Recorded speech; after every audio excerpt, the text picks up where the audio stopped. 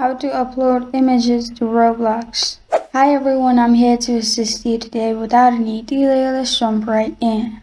First, open Roblox and log into your account. Then, after you're logged into your account, at the top, click on Create. After you click on Create, you'll find this kind of screen pop up. On the left side, click on Creations. In Creations, you will find Development Items. Click on Development Items. Now, below it, click on Decals.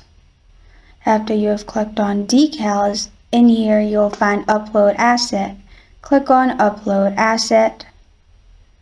After that, you will find Upload option again. Click on Upload, which will open all your files. Simply select the image you want to upload and press on Open at the bottom.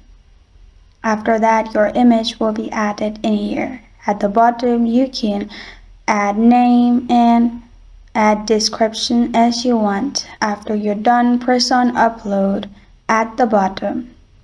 After you have uploaded, to see this image, what you can do is go to Roblox. After you go to Roblox, log into your account and click on three lines at the top left corner of your screen. In here, click on Inventory.